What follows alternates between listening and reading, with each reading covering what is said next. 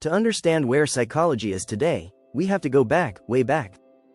People have always tried to explain human thoughts and behavior. Ancient civilizations believed emotions and madness were caused by spirits, gods, or imbalances in the body.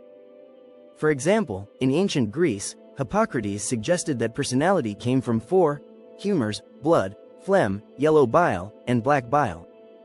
This idea stuck around for centuries, even though it wasn't based on science. But psychology as a science is much more recent. The turning point came in 1879, when German physiologist Wilhelm Wundt opened the first psychology lab in Leipzig. Wundt wanted to study the mind using careful observation and measurement, things like reaction time, attention, and how people report their own thoughts. He called this approach introspection. Because of that, Wundt is often called the father of psychology. He treated mental processes as something that could be studied like chemistry or physics, and that was revolutionary. Wundt's student, Edward Titchener, brought these ideas to the US and developed structuralism, which tried to break down the mind into its basic elements, like sensations, images, and feelings. But this method relied too much on people describing their thoughts, which turned out to be unreliable and hard to test. Soon after, William James, an American philosopher and psychologist, offered a different view. Instead of asking what the mind is made of, he asked, "What does it do?" He founded functionalism, the idea that mental processes should be studied in terms of their purpose, like how memory helps us survive or how emotions guide behavior. James wrote The Principles of Psychology in 1890, one of the most influential books in the field.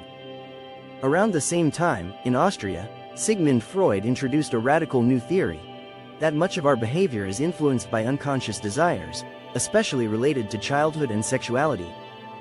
Freud founded psychoanalysis, which focused on dreams, repressed memories, and inner conflicts. His ideas were controversial, and still are, but they shaped how people thought about the human mind for decades. By the early 1900s, another group of psychologists rejected introspection and the unconscious altogether. They believed psychology should only study what can be seen and measured, behavior. This was the rise of behaviorism. John B. Watson, and later B.F. Skinner, argued that all behavior is learned through interaction with the environment. Rewards, punishments, and conditioning, not thoughts or feelings, shape how we act. Skinner's experiments with rats and pigeons showed how behavior could be trained, or conditioned, through reinforcement.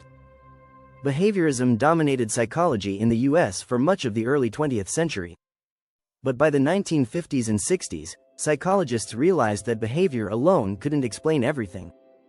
This led to the cognitive revolution, a movement that brought the mind back into focus, but this time using scientific tools to study how we think, remember, and learn. Psychologists began using computers as models for the human mind, studying how we process information, step by step. At the same time, other approaches gained ground. The humanistic approach, led by Carl Rogers and Abraham Maslow, emphasized free will, self-growth, and the idea that people are naturally good. The biological perspective grew with advances in brain imaging and neuroscience, showing how brain chemistry and structure affect behavior.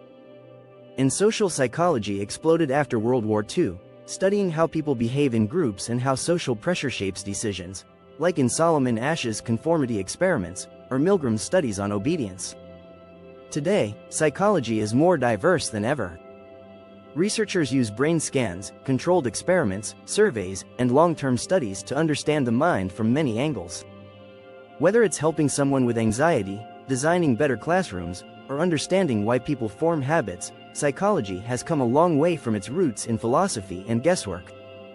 And the best part? It's still evolving. In the next episode, we'll look at how psychologists actually do their work, how research in psychology is designed, tested, and used to uncover the truth about human behavior. Stay curious, because the story of psychology is just getting started.